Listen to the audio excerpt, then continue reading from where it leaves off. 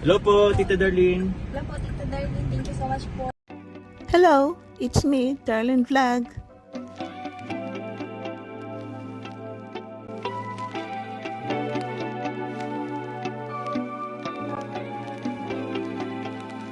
Hello mga katandims, ka-Jomcar, ka-Love Teams, Kalingap, kumusta na po kayo? Meron naman tayong pag-usapan, reactionan, no? Pero bago yan, sabihin na po natin si Kuya Val, si Atina Vlog, si Kalingap Prab, kasama natin ito sa Kalingap, mga charity vloggers, mga reactors, siyempre ang mga supporters, mga silent viewers. Sino ba sa mga Kalingap Angels ang nakarating ng Maynila? Ang naalala ko, nakasama ito si Julian, nakasama si, kasi si Angelica, papunta nila ng, sandali, si Angelica sa Baguio, no? Sino yung kasama ni Julian? Hindi ko na maalala, yung kasi sinama ni Kalinga Prab, yung parang birthday niya, no? Parang birthday niya. Sinama niya sa Maynila na si Julian at saka sino yung Kalinga Angels, hindi ko maalala. Ito, siyempre ito si Carla, lagi na lang nakakapunta ng Maynila kasi pag may travel, dadang ka ng Maynila. At iba pang Kalinga Angels. So ito, nakakatuwa po. Nakakatuwa. Dahil ito si Kyla, isa sa Kalingap Angels batch 2 na nakarating na ng Maynila, first time niya. Kasi noong nagtanong ko, bakit kayo sinama si Kyla, no?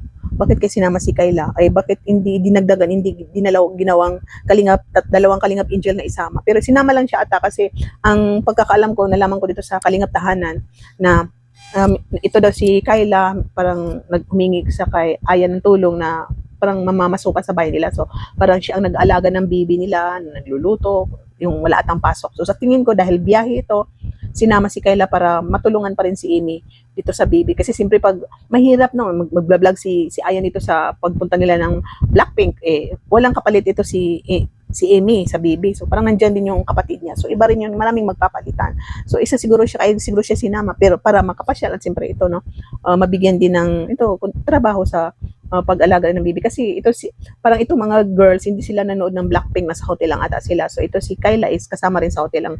Nanood lang ng Blackpink itong mga boys at siyempre ang Jomcar dahil merong sponsors.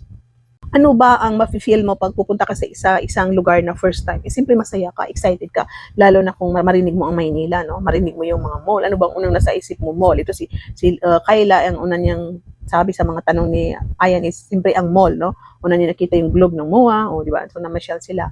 At yun, sabi pa niya gusto niya sana yung mga rides. Ano bang pangarap po doon sa Maynila? Gusto nila sumakay yung mga rides, kaso lang pauwi na sila. At nakakatuwa po guys kasi ito si Kyla is yung bang sinama siya, so may mga sponsor na nagmamahal na sumuporta sa kanya. So nagkataon din na binigyan siya ng allowance. May natanggap siya ng 5,000, 3,000. So malaki-laki din natanggap niya. So grabe yung iyak niya. Umiyak siya talaga. So sinabihan nila, na mag-shopping ka. Sabi niya, ang mamahal dito. So pala nag-shopping lang siya. Tapos hindi niya inubos yung pera niya kung ano lang kailangan niya. Sinuot na yun, black at saka pink kinabukasan yun. So na parang worth of 1,000 lang ata.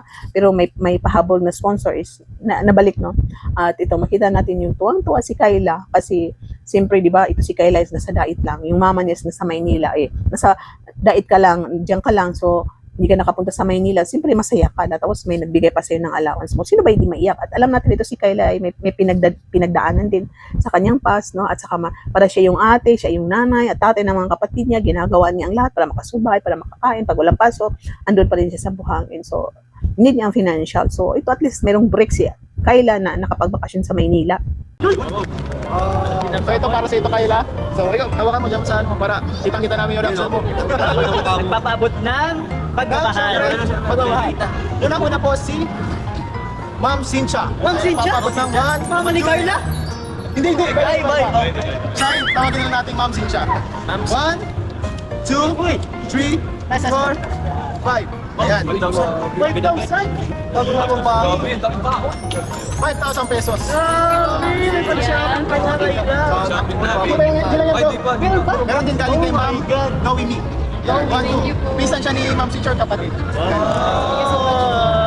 And di lang yan bro. Meron pa? Kay Ma'am, galing kay Ma'am Arlene Aksalan. Thank you po. Pabira. Sakli na kumakas. Ikaw na sa tayo. Sana all.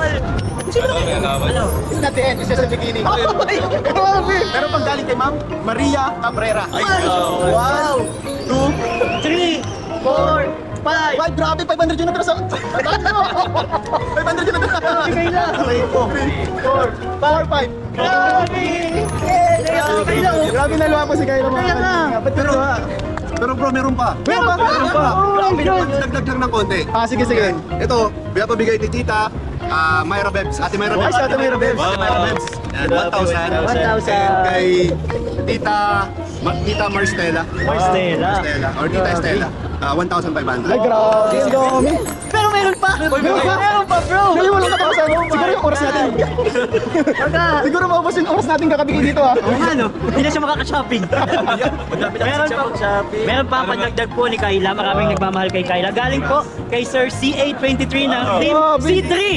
Grabe. Yan. Ito, 1, 2, 3, 4,000 pesos. Grabe.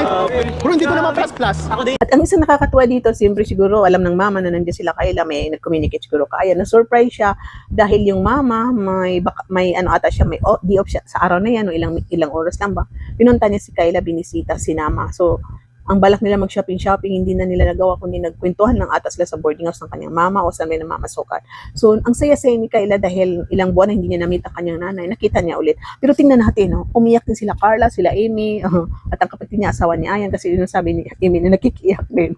Biro niya. Pero itong asawa ni Neil, umiyak daw siya kasi naalala niya yung OFW ang mama niya. So, malayo ang mama niya, naalala niya pag na-miss. Ito naman si Carla, bakit umiyak si Carla? Kasi sabi niya na naalala rin daw niya ang mama niya, na-miss daw niya. Kasi ito si Carla, pangarap din niya na mai-travel ang yung kanyang magulang, ang kanyang family sa Baguio, makakasali sa Maynila. So, siyempre, ito si Carla is mama's girl, di ba? Mama's girl si Kayla. So, itong ang ating thumbnail, Carla is mama's girl. Ba't ba natin nasabi na mama's girl? Kasi parang mas very, very close siya sa kanyang mama. No? Kasi siguro, siyempre, ang mama, sila yung nag-breastfeed, sila yung kasama lagi, kausap lagi, hanggang lumalaki. So, talagang very close siya sa kanyang mama. May mga anak din na very close sa both parents. May mga anak din na very close sa papa. So, sa akin, sa mga anak ko, pareho din na lahat kami hinahalikan, hinahag. So, depende din sa pagpapalaki, no? Pero napansin natin kay Carla is very, clingy siya sa kanyang mama. So, masasabi natin na mama's girl. Kasi, ito yung mga pangarap siya. Nasasabi niya na, yun, naalala ko si mama, gusto ko dalhin sila mama dito. Parang gano'n, no? Pero alam natin, nakasali si papa dyan sa plano niya na ipasyal. Kasali ang mga kapatid niya ipasyal. Pero yung nababanggit niya lagi, no, na gusto ko dalhin sila mama dito, gusto ko i-travel sila mama. So, yun na po, no? So, okay lang yan. Kasi at least, nakita naman natin, love din niya ang papa niya. Kahit siya, mama's girl, pero love niya ang papa niya. So ito nga, ang sabi ko na, naiyak si Carla, nakita niya si Kayla, na nakita ang mama, na siyempre mag-banding, matagal hindi nakita. So siyempre, matouch po tayo pag mahal na mahal natin ang ating mama o tatay, no? Na may nakita tayo na kasama natin, kaibigan natin, na nakita rin sila ng kanyang magulang. So siyempre, maalala natin din ang ating mga magulang. Di ba po? Ayun na po.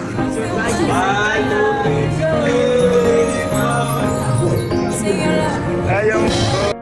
Yaman na yun. Nanay nyo? Nanay nyo din pala. Nanay nyo din pala. Ayun po. Nakita nila mo lang nanay nila. Nainat si yung mga umiyak. Ayan. Ayan po yung mga nasaktan. Ba't ka nasaktan, Carla, sa pagkikita ng magulang niya? Nasaktan ka ba sa kanya? Naiyak ka kay Carla. Ba't ka naiyak? Ano si mama mo? Parang ang tagal niyang hinihintay kasi na mama siya. Uy! Matuwa po kasi nakita ko sila ulit. Kaya nga, ako din tuwa ako. Tapos siguro si Kayla yung mga struggles niya pag ako. Ang dami niyang ikikwento talaga kay mama niya ngayon. Comfort niya sa mama niya.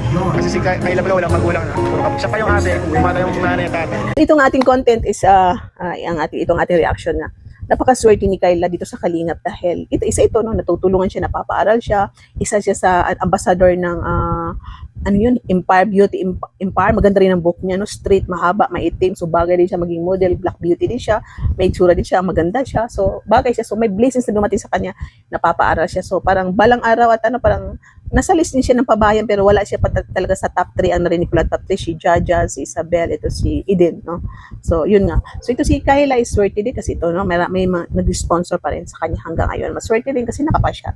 So, katulad nito mga Kalingap Angel, maswerte pa rin sila hanggang ngayon dahil meron pa rin sponsor na nagbibigay. Ang walang sponsor, siyempre nandiyan si Kalingap Rab na nagbibigay ng kanilang allowance. So, dyan po nagtatapos sa ating reactions for today. Thank you sa nanood at subscribe. Click the notifications. I love you all. Thank you sa sumusuporta sa Landing Panty Kuya Val, and see you in my next reaction video. Bye-bye and God bless. Parang haba na ating bangs. Kailan na bang gupitan? Take care! Mga kalingap, suportahan natin Darlen Vlogs YouTube channel. Please subscribe. Mga karaba, mga kalingap, mga ka-joker atin ang samahan. Reactor na maaasahan, siya si Darlen Vlogs. Sa Kalingap Radyo Balitaan, atin siyang nasisilayan. Mabuti na kaibigan, solidong kalingap niya. Siya ay matulungin sa kapwa, mga reaksyon niya'y kahanga-hanga. Siya si Darlen Vlog, samahan natin. Mga kalingap, halika na't sabahan natin siya. Darlen Vlog sa kanyang channel, samahan natin siya. Mahusay na reactor kasama sa balitaan, lalong-lalo na sa Joker kanyang sinuportahan. Mga kalingap, suportahan natin Darlen Vlogs, Karaba, Kalingap Reactors, Kalingap Radyo Balitaan. Please subscribe Darlen Vlogs. Mga karaba, mga kalingap,